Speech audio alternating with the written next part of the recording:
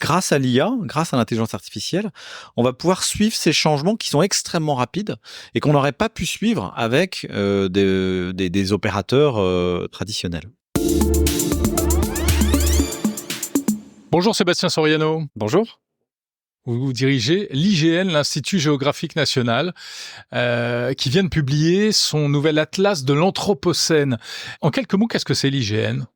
Alors, c'est un institut cartographique qui est l'héritier de ce qu'on appelait le dépôt de la guerre, qui a été créé par Louvois. Parce qu'au départ, la cartographie, c'est militaire. C'est une représentation des champs de bataille. Et à partir des années 40, elle va devenir civile. Donc c'est l'IGN qui est créé, qui est un institut qui a pour vocation donc de réaliser la cartographie de la France. Et à l'époque, ça veut dire à la fois du territoire hexagonal et des DOM, mais aussi des possessions françaises. Mmh. Et donc c'est vraiment un enfant des Trente Glorieuses, un institut qui va monter jusqu'à 3000 personnes, des topographes, des dessinatrices, et qui va ensuite rentrer dans la grande aventure de l'informatisation, du numérique, pour aujourd'hui proposer des représentations qui sont des bases de données topographiques qui vont représenter les reliefs, mais aussi les toponymes, c'est-à-dire le nom des villes, des communes, le nom des rues, la numérotation des rues. Et puis des données qui sont plus des données techniques qu'on appelle géodésiques sur la possibilité de se repérer des données qui vont permettre aux satellites de géopositionnement de type GPS de fonctionner. Donc voilà, c'est le rôle de cet institut qui fournit une espèce de socle d'informations élémentaires qui va permettre de se repérer sur Terre et de décrire le territoire national. Et alors, vous utilisez de plus en plus l'intelligence artificielle. Quelle intelligence artificielle et pourquoi faire ? Parce que l'intelligence artificielle, elle permet notamment dans un pan, une famille de l'intelligence artificielle qui s'appelle le computer vision, elle permet des analyses automatiques des images. Donc c'est évidemment très connu par les détections automatiques de petits chats sur Internet. C'est exactement la même technologie qui va permettre de reconnaître depuis une vue du ciel, qui va permettre de reconnaître un bâtiment, une route, une voiture, une forêt. Et donc, grâce à ces technologies d'intelligence artificielle, on va pouvoir automatiser des traitements qui autrefois étaient ou bien guidés par machine, mais avec quand même un traitement manuel important, ou bien totalement manuel. Alors, ça reste des données expertes, donc on a besoin toujours de techniciens qui vont guider la machine pour permettre cet apprentissage et ensuite conduire la machine dans la lecture du paysage. Mais on gagne en efficacité de cette manière-là. On peut faire des cartographies beaucoup plus rapidement sur des territoires beaucoup plus grands et à des coûts qui sont beaucoup plus faibles. Et donc ça tombe bien, puisqu'on est rentré aujourd'hui dans un grand défi que nous pose la Terre, le territoire, c'est qu'il change. Il change beaucoup plus vite qu'auparavant. Je crois qu'on s'en rend chacun compte quand on va, par exemple, sur le littoral et qu'on voit comment il peut se faire grignoter, l'évolution de la forêt, malheureusement avec beaucoup de dépérissement, l'étalement urbain, tout un tas d'activités humaines, en fait, qui directement ou indirectement causent des grands changements du territoire. C'est ce qu'on appelle l'ère de l'Anthropocène, dans laquelle le fait majeur géologique, c'est l'activité humaine. Et donc, grâce à l'IA, grâce à l'intelligence artificielle, on va pouvoir suivre ces changements qui sont extrêmement rapides et qu'on n'aurait pas pu suivre avec des opérateurs traditionnels. Donc, vous sortez l'édition 2024 de votre atlas de l'Anthropocène, qui montre l'état de la France, en fait, aujourd'hui et son évolution et donc les changements que vous évoquez. Qu'est-ce que ça vous a permis d'apprendre l'utilisation de l'IA ? Alors, ça va être un peu frustrant puisque nous sommes un institut qui travaille pour les autres. C'est-à-dire que notre institut travaille, par exemple, pour le ministère de l'écologie, pour suivre l'artificialisation des sols. Il travaille pour l'Office national des forêts pour mieux décrire la forme d'un certain nombre de forêts et en déduire un certain nombre de statistiques. On travaille pour le ministère de l'Agriculture, par exemple, pour détourer les parcelles agricoles dans le cadre de la politique agricole commune. Donc moi, j'ai pas une grande leçon à tirer de toutes ces données que nous produisons à propos du territoire national. Vous fournissez la matière et... À part, comme je l'ai indiqué, qui change très vite. Nous sommes un fournisseur de données. Nous travaillons pour ces politiques publiques qui, elles, chacun dans son registre, va en tirer des leçons et va pouvoir piloter le territoire, chacun dans son registre. C'est un vrai bouleversement pour l'IGN. Parce que autrefois, celui qui fait la carte, c'est vraiment celui qui dit la vérité territoriale. Et donc, on avait la chance, le privilège de pouvoir être un peu détenteur d'une forme de vérité qu'entre guillemets, on imposait un peu à tout le monde. Voilà. Aujourd'hui, la donnée est thématique. Voilà. Et donc, on travaille avec des écosystèmes, l'écosystème de la forêt, l'écosystème du littoral, de l'urbanisation, etc. Et dans chacun de ces écosystèmes, il y a tout un enjeu de partenaires. Il y a aussi beaucoup de collectivités territoriales, d'acteurs locaux, comme par exemple les centres départementaux d'incendie et de secours. Les pompiers sont des acteurs qui sont très présents sur le terrain, des parcs nationaux. Et donc, on va composer avec tous ces acteurs pour produire une donnée qui fait sens pour eux, qui va leur permettre ce pilotage du territoire. Et vous avez un grand projet qui est de créer un jumeau numérique de la France. Ça consiste en quoi? Alors, un jumeau numérique, c'est d'abord une copie du territoire. Donc, c'est vraiment donc c'est comme une carte, mais sauf qu'elle va être, elle peut être animée. Donc, c'est une carte en 3D dans laquelle on va pouvoir naviguer et qui va potentiellement pouvoir héberger d'autres types de données que des données cartographiques, par exemple des données météo, par exemple des données de trafic moyen sur tel axe routier, des données qu'on appelle de géographie humaine sur la population, ses préférences, un certain nombre de caractéristiques. Donc le jumeau, c'est d'abord cette copie du territoire qui héberge des données. Et sur cette base, on va lui faire jouer des scénarios.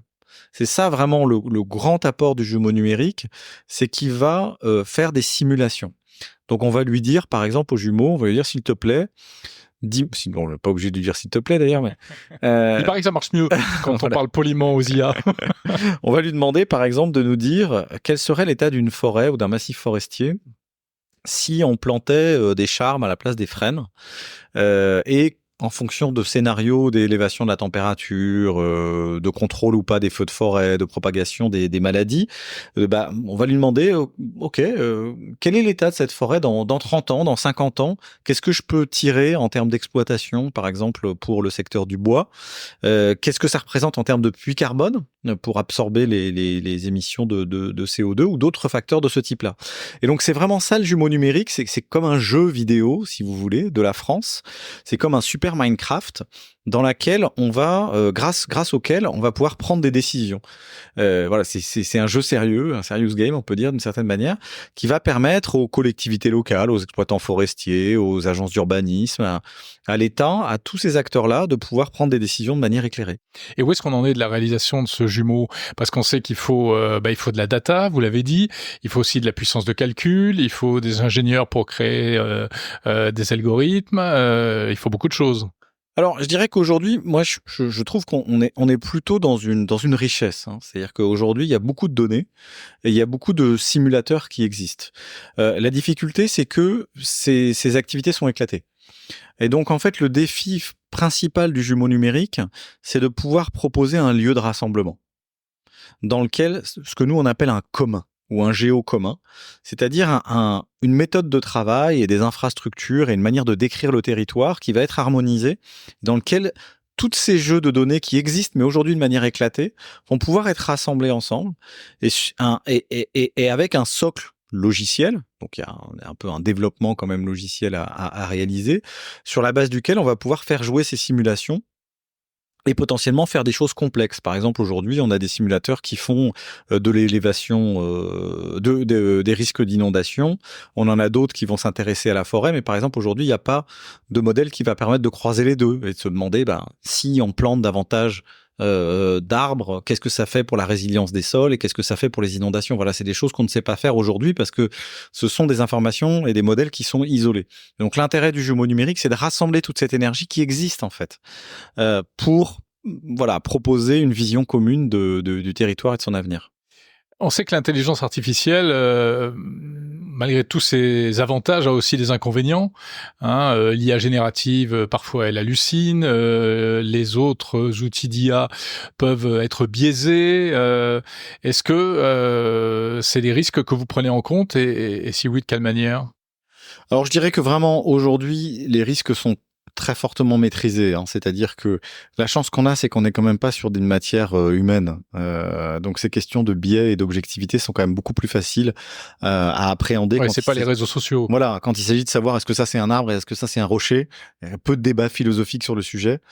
Et donc aujourd'hui, et comme je le disais tout à l'heure, on bénéficie quand même de beaucoup d'apprentissage sur cette technologie du computer vision. Donc aujourd'hui, cette question des biais, elle est très maîtrisée. Et en fait, c'est une manière de paramétrer les IA, de choisir les données d'entraînement avec lesquelles on va les nourrir pour caler les modèles. C'est là que ça se joue. Et je dirais qu'aujourd'hui, c'est vraiment quelque chose de très maîtrisé.